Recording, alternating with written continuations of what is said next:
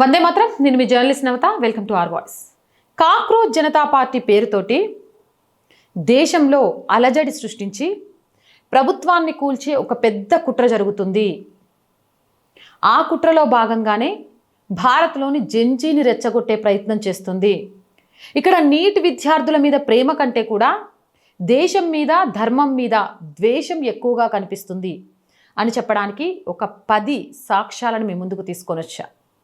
అవేంటి అనేది తెలుసుకోవాలనుకుంటున్నారా? మొదట ఒక వీడియో చూపిస్తా, చూడండి. చూసిన తర్వాత మాట్లాడుకుందాం. विजेता भाई भी कर रहा है। आप गाली दे रहे हो और आप यहाँ क्या कर रहे हो? आप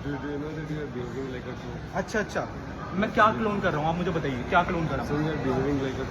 अच्छा बाय, आप मुझे ये बताइए आप गए क्यों नहीं? आप प्रोटेस्ट में गए क्यों नहीं? చూసారు కదా, మీరు చూసింది విజేత్ దాహియా.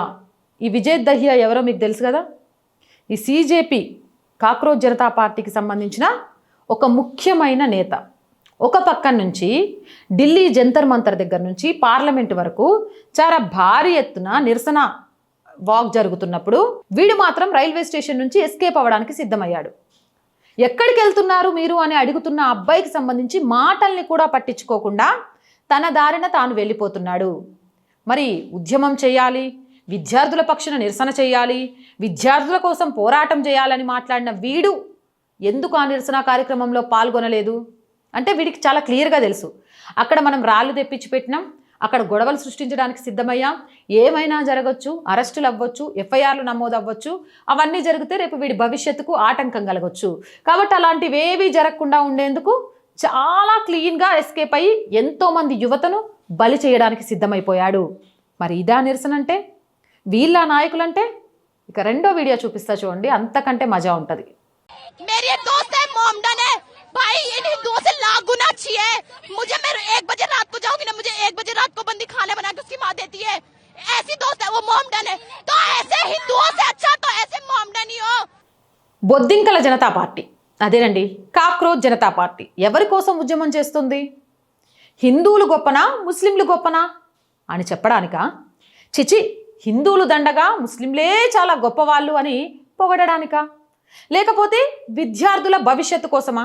ఆహా, ఎందుకు అడుగుతున్నానంటే మీరు వీడియో చూశారు కదా, ఇందులో పాపం మా అమ్మాయికి నీటి విద్యార్థుల మీద బాధ లేదు, కానీ హిందూ ముస్లింలలో ఎవరు గొప్ప, ఎవరింట్లో ఈమె భోజనం చేస్తుంది అని చెప్పడం కోసం నిరసనకు వచ్చింది.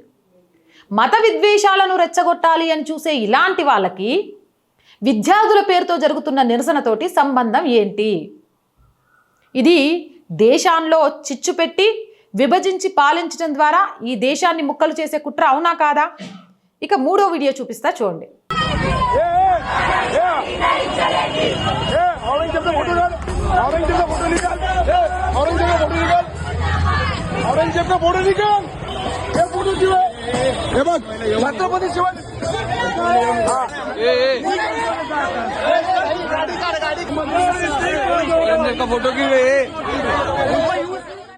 ఈ భారతదేశానికి గొప్ప చక్రవర్తులు ఎవరు అంటే ఛత్రపతి శివాజీ మహారాజ్, రాణా ప్రతాప్, ఝాన్సీ లక్ష్మీబాయ్, ఇలా చాలామంది పేర్లు చెప్పుకుంటూ వెళ్తాం.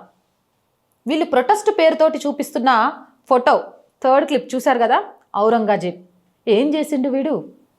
భారతదేశంలో మత మార్పిడి చేసిండు, భారతదేశంలోని ఆలయాలను కూల్చేసిండు, భారతదేశంలోని సనాతన హైందవ ధర్మాన్ని నాశనం చేయాలని చూసిండు, బలవంతంగా మత మార్పిళ్లు చేసిండు, ఆడపిల్లల్ని దౌర్జన్యంగా అనుభవించిండు. ఇలాంటి వాడి ఫోటో పెట్టుకొని దాదర్ నుంచి బయలుదేరిన కాక్రోచ్ జనతా పార్టీ నిరసన దేనికి ఉద్దేశించింది? దేశద్రోహం, ధర్మద్రోహం కాదా? ఇలాంటి ధర్మద్రోహులకు, దేశద్రోహులకు విద్యార్థుల మీద ప్రేమ ఉంటుందా? తామనుకున్నది సాధించడం కోసం విద్యార్థులను పాములుగా వాడుకోవడమే చేతనవుతుందా?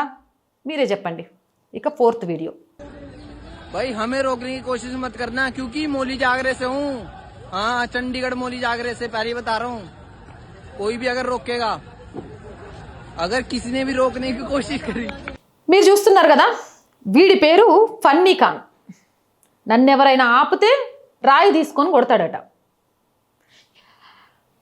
ఏమంటారు, హిందూ దేవీ దేవతలకు సంబంధించిన ర్యాలీలు జరుగుతున్నప్పుడు మసీదులలో నుంచి రాళ్ళు తీసుకొని కొట్టడం చూశానే కానీ విద్యార్థులు చేస్తున్న నిరసనలో నేను ఇప్పటి వరకు రాళ్ళు తీసుకొని కొట్టడం ఎక్కడా చూడలేదు. ఆ కల్చర్ని మొట్టమొదటిసారి కాక్రోచ్ జనతా పార్టీ ఇంట్రడ్యూస్ చేసింది. రాళ్ళు తీసుకొని కొడతాం, మీరు రౌడీయిజం చేస్తానరా, గుండాయిజం చేస్తానరా, లేకపోతే రౌడీలకు గూండాలకు శిక్షణ ఇస్తున్నారా, విద్యార్థుల కోసం పోరాటం చేస్తున్నారా? మిమ్మల్ని రౌడీలు గుండాలు అనాలా, విద్యార్థుల తరపున వకాల్తా పుట్టుకున్న భారతదేశ పౌరులు అనాలా? మీరే చెప్పండి. ఇక 5వ వీడియో.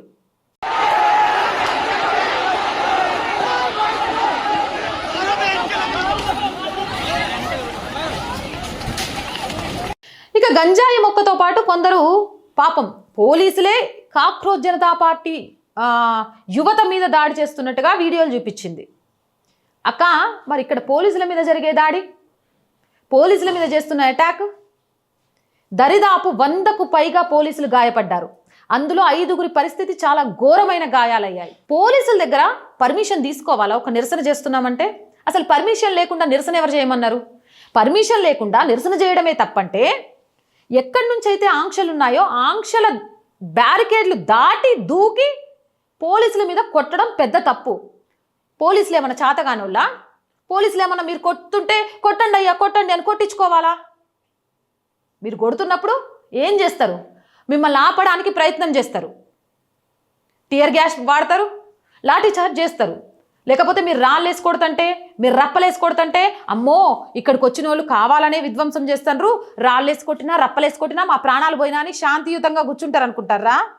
ఇది అమిత్ షా నేతృత్వంలోని పోలీస్ వ్యవస్థ తోలు తీసి ఆరబెడుతుంది. గదే చేసింది. ఇక 6వ వీడియో.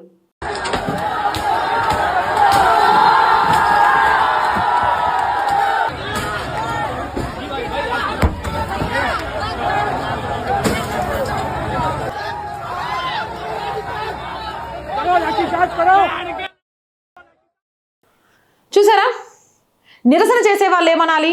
నీట్ విద్యార్థులకు న్యాయం జరగాలి, విద్యాశాఖ మంత్రిని రాజీనామా చేయించాలి, మోదీ ప్రభుత్వం దీనికి సంబంధించి సమాధానం చెప్పాలి, చనిపోయిన విద్యార్థులకు న్యాయం చేయాలి. ఇవే స్లోగన్లు వినబడాలి కదా, ఈ స్లోగన్లతోనే ముందుకెళ్ళాలి కదా. కానీ ఇక్కడ వీళ్ళు చేస్తోంది పోలీసు వాహనాల మీద రాళ్ళేసి అద్దాలు పగలగొట్టి ఎంత కసితో కాలు తీసుకుందంటారు. వీళ్ళు ఏం చేయడానికి వచ్చారు? వీళ్ళు ఖచ్చితంగా అక్కడ గొడవ సృష్టించి ఆ గొడవను పెద్దదిగా చేసి పోలీసులు రిటర్న్లో వీళ్ళ మీద ఆ గొడవను ఆపడానికి ప్రయత్నం చేస్తే పోలీసులను దోషులుగా చూపిస్తూ ఆ పోలీసులను రెచ్చగొట్టింది ప్రభుత్వమే అని చెప్పి ఆ ప్రభుత్వం మీద భారతదేశంలో ఉన్న యువతకు విరక్తిని రప్పించి భారతదేశంలో విధ్వంసం సృష్టించి ఈ దేశంలోని ప్రభుత్వాన్ని బడగొట్టడానికి కుట్ర క్లియర్గా కనిపిస్తోంది కదా. ఇక 7వది చూడండి.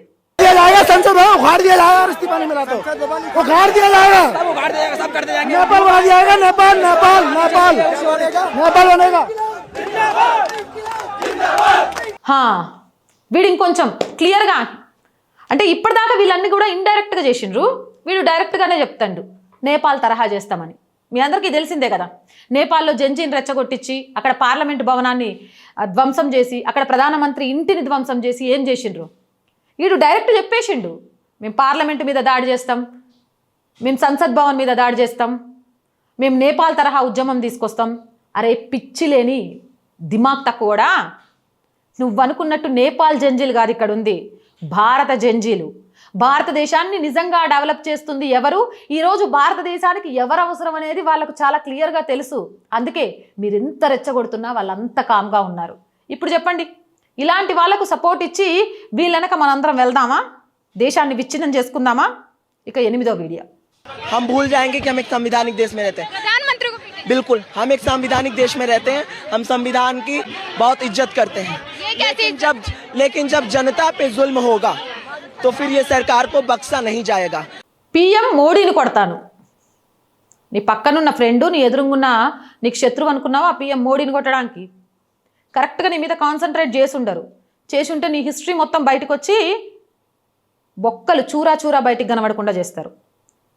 అరే ప్రపంచంలో పెద్ద పెద్ద దేశాలే మేమే అగ్రరాజ్యాలం అని చెప్పుకునేటోళ్ళే ఈరోజు మోదీకి భయపడతాండ్రు, భారతదేశం యొక్క స్నేహాన్ని కోరుకుంటాండ్రు. పిల్ల బచ్చాగాడివి నువ్వు, మోదీని కొడతాం, మోదీని కొట్టడమే మా ధ్యేయం అంటే నీ వెనకున్న ఆలోచన ఏంటి అనేది ఇక్కడ జనాలకు అర్థం కాదా? ఇప్పుడు అర్థమైందా? వీళ్ళ టార్గెట్ మోదీ. మోదీని బీజేపీ ప్రభుత్వాన్ని డైరెక్ట్గా ఎదుర్కొనే సత్తా లేక ఇలాంటి పిల్ల బచ్చాలతోటి మోదీని కొడతాం, పార్లమెంటును చేపిస్తాం అని దేశంలో ప్రభుత్వాన్ని పడగొట్టే కుట్ర జరుగుతోంది. ఇక 9వ వీడియో చూడండి. क्या है इसमें? ये साइज का पत्थर है, ठीक है, ये फेंक दिया मैंने, ये साइज का पत्थर है, ये फेंक दिया मैंने. నాకు తెలియక అడుగుతా, ప్రొటెస్ట్ చేసే దగ్గర ఏముండాలి? జెండాలు, ప్లకార్డులు ఇవే కదా.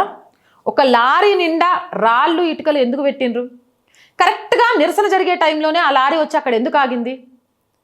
పాపం ఆ రిపోర్టర్ ఎవడో అని ఆ అన్నకు సెల్యూట్ చేయాలి. అక్కడికి వెళ్ళి ఆ లారీని మొత్తం బయటికి చూపించిండు.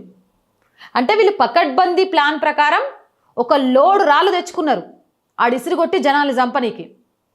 జనాల్ని చంపే రాక్షసులకు మద్దతు ఇద్దామా? ఇది నిరసన అందామా? లేదా ఈ నిరసన ముసుగులో జరుగుతున్న రౌడీజాన్ని గుర్తిద్దామా? ఇలాంటి వాళ్ళకి ఎక్కడికక్కడ చెక్ పెడదామా వద్దా? మీరే చెప్పండి. Last and final 10వది.